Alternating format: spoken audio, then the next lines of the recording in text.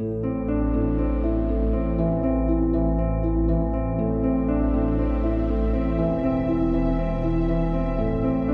Lamb Productions presents to you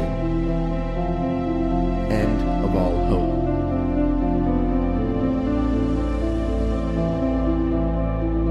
Episode 7, No More Stopping.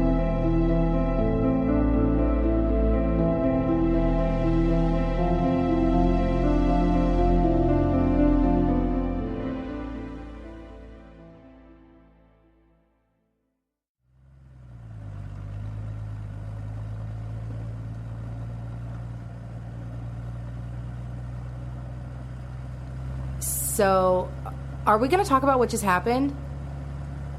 I don't see any need to. You don't see any need to? What the hell was that, Mark? What the hell was what? You shot those guys. Yeah, and if I didn't, you'd be dead. How do you know that? I just know. How, Mark? How? To me, it looked like they just wanted the car. That cop that was inside the gun shop, they shot him. First in the arm, then the leg. And then as he was pleading for them to let him go, they walked up and shot him in the head. I saw it. You could be damn sure they would have done the same thing to Jay.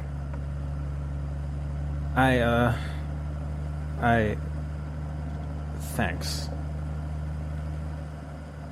Don't mention it. Now let's just focus on getting through Bear Mountain State Park. Can we at least talk about your arm? My arm's fine. During the quick shootout, Mark had sustained an injury. The bullet just nicking his arm. He continued to bleed, even after we wrapped it up with one of Jay's undershirts. You don't look fine. It's nothing. Maybe I should drive? I'm fine, Ava. Really. I can't believe this is happening. I was right. I was fucking right. This is the end. It's not the end yet. Sorry. The beginning of the end. We haven't even made it through Upper New York, and we've already been attacked by an alien, and you've been shot. Mark! What the hell? Mark pulled to the side of the road. He put the car in park and looked at me, then to Jay. And I'll tell you this, it's not going to get any easier. Are you sure, Ava? Are you sure you want to make this trip? What other choice do we have? We can head back to the cabin. That's not an option. Well, I don't know. The cabin's seeming pretty good right now. No, I have to get back to Cali. We have to get back to Cali. Things are only going to get worse. If things really do get bad... They're already bad. Waiting around is not going to fix anything. It's not going to miraculously make everything better. We don't know if more rocks will even fall. Hey, what if one hits Braden's cabin? What if one hits us when we're driving? I'll take that chance. At least we'll have tried. We have to keep going. For Scott. For my mom. For Jay's father. Brother. I felt bad that I had no one to mention for Mark. Mark turned to the steering wheel and rested his hands on top, gripping tightly. My father should be fine. He has nurses with him 24/7. But if San Diego does get hit, I don't know where they'll take him. I can't believe my brother just left him behind. As much as I would love to return to the cabin, we don't know how long until the planes will take to the skies again. If at all. We don't know if there was a creature inside every asteroid. We don't know if there was one inside the one he claimed. We're taking Darren's word for this. Can you explain that creature? No, I can't. That thing was an alien. Definitely an alien. Things aren't going to get better. Let's get ahead of it if we can. Wait, what is it? The end, Jay. The end. Mark loosened his grip on the steering wheel and took a deep breath. Let's go.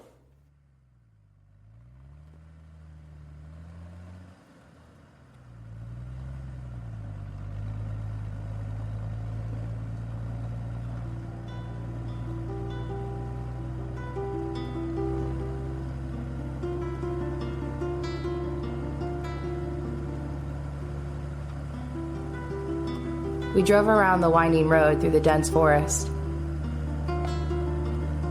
Hey, are we taking 6? This is 6. But on the map... Oh, wait, I see. Hey, there's a smaller road we can take. Should we divert to a smaller road? It's quicker. It cuts diagonally, and it'll take us right to 87. Mark? Don't ask me, I'm just the driver. Smaller road is probably less traveled. It's coming up. Don't miss it. We took a bend and the road split. There, turn there. We went from a multi-lane highway to a 2-lane road. Are you sure this is right? I know how to read a map. It also crosses the Appalachian Trail. Remember our hike? Of course I did. It was 4 years ago when we were just starting out on our first proposal for protecting seabird sanctuaries around the Bay Area. After a year of fieldwork, we decided to take a vacation. Where? In the woods, of course. That was one thing Mark, Jay, and I had in common. We loved the outdoors. Hell, we should with the work we do. Our hike along the Appalachian Trail was short-lived, though, due to an incident where a certain colleague was stealing funds from the Fairlands National Marine Sanctuary. We were all called back. I was very upset at the time, not just because our vacation was cut short, but we learned that 80% of the money raised for the Marine Sanctuary went to gambling expenses. It was disgusting and definitely set us back. One good thing came out of the whole ordeal. It turned out that this certain person stealing the funds turned out to be the cousin of one of Scott Lynch. That's right, I met my fiance in court.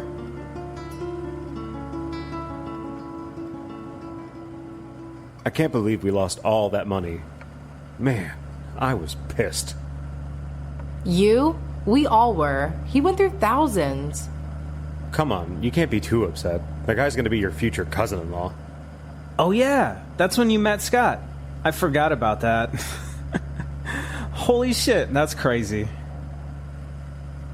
You know, they were never able to retrieve that money. I know. Why do you think I helped Anderson and Walker set up those fundraisers? You ever talked to Scott about that?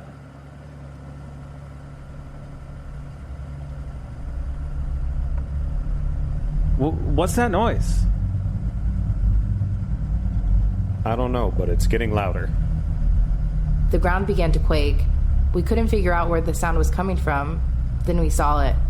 A tank rolled from around the bend.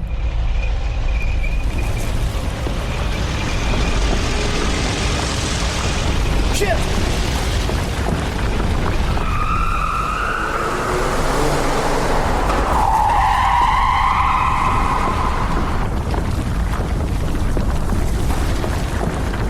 More military vehicles, jeeps, tanks, other armored vehicles.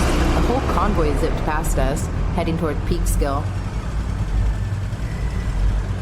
They're taking up the whole road. Damn it! Mark pulled to the side to let the convoy pass.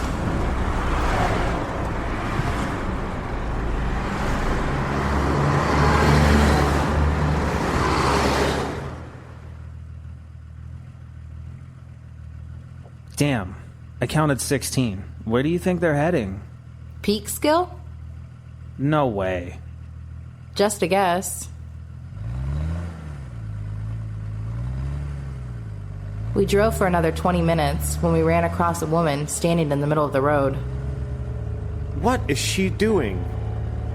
She's waving us down. We shouldn't stop. I learned my lesson. Mark motioned towards his wound. This is different. There was a blue Honda on the side of the road. A man was trying to change the front tire. Slow down. Roll down the window.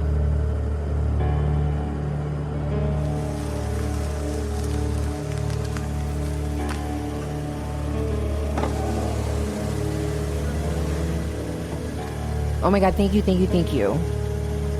What's the problem? Do you guys have a jack? Do we? No. Sorry. Oh, well, would you be able to help us change our tire? We'll pay. We have money. Serena, don't bother them. We can manage. Don't be stupid. Really, we just need to change out one tire. But as you can see, the car is on a slope. Those stupid military vehicles drove us off the road. Us too. I'm sorry, we really don't have time. Oh? Mark. You said no stopping. Thanks anyway. Come on, Serena. Help me with this. Sorry. Good luck. Mark rolled up his window and drove around the girl with slumped shoulders and a confused look. What the hell was that, Mark? I already made that mistake once today. I'm not making it again. This is completely different. She looks nice. Who cares? Do you or do you not want to make it to Cali? Stopping for 5 minutes won't kill us. What if we were in the same predicament? People would drive past. Just because we were attacked by assholes doesn't mean we have to become assholes. Fine, let's help them. Mark made a 3-point turn. As he approached closer, the girl, who looked to be in her early 20s, began to smile. She ran over to our car.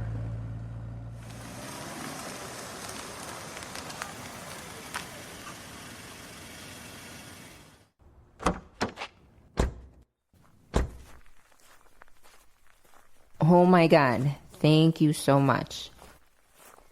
We really don't need any help. My sister's just overreacting. The boy was also early 20s. He wore a sleeveless tee. He looked like a late 80s Kurt Russell, but with a shorter beard. Sorry, but I thought I'd ask. He hates asking for help. I don't like being a bother. Then I'll be the bother. It's okay. We don't mind helping. If I could just get the car back up the road, I could change the tire easily. Here. We all went to the front of their Honda. All right, let's put it in neutral. Serena, go ahead. Serena climbed in the car, threw it in neutral. We all tried pushing, to no avail. It won't freaking budge. Well, here's your problem. Mark kicked the front right tire. You have more than one flat. God damn it. I don't have another spare, so it means we're shit out of luck. Those assholes pushed us right off the road. I swear, if I didn't swerve out of the way, that damn tank would have barreled right over us. Are you guys from around here? No. You? No. What was that?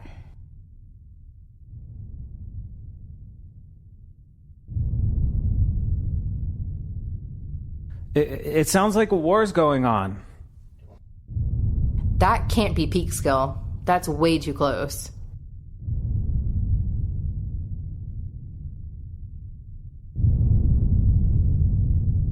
Those tanks are shooting something. Okay, enough's enough. Do you think they're shooting at people? Who the hell cares? It's time to go, come on. Wait. Serena, don't. So, could you guys possibly, could you maybe drive us into the next town? No, sorry. Mark, wait. Ava. How far are you going?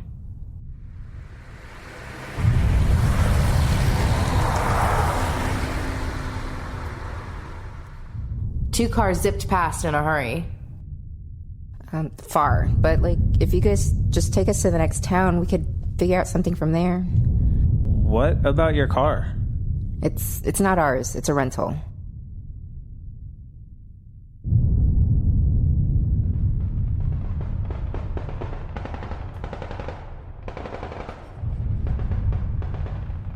Does that sound closer to you? We need to go. Look! Plumes of smoke were rising over the treetops. Holy shit, what the hell is going on? Please, do not leave us here. Grab your stuff. Hurry. Mark shot me an angry look as Serena and Riley grabbed a backpack full of stuff from their trunk. They locked their car and ran over to ours. We all hopped in, and Mark took off down the road. We didn't know what was happening behind us, but we knew we wanted no part of it. Mark sped along the road, taking us far from the distant booms and gunfire that now echoed in the forest.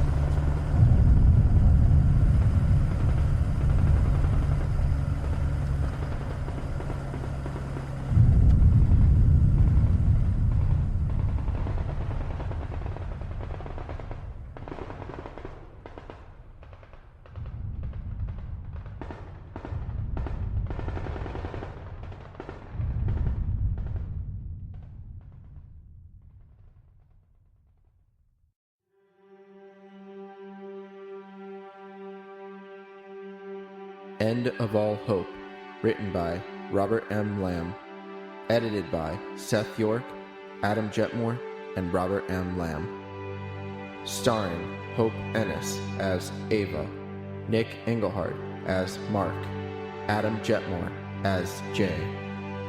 Co-starring Jenny Bailey, Justin Stewart, Jay Marone, Chris Cardasano, Amber Simpson, Brian Messick, Mike Lenhart, Christopher Atkinson, John Lasseroth, Kyle Appleyard, Maria Baumgartner, Kaylin Boyd, Jack Austin, Seth York, Jonathan Moss, Amy LeRae, April Cadmus Marsh, Daniel Brown, Ashley York, Nick Ott, Mitchell Beck, Jose Caraballo, and Robert M. Lamb.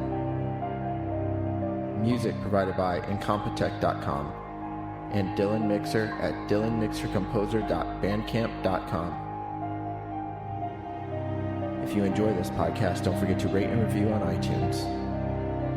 Visit www.7lamb.com for more podcasts such as this one.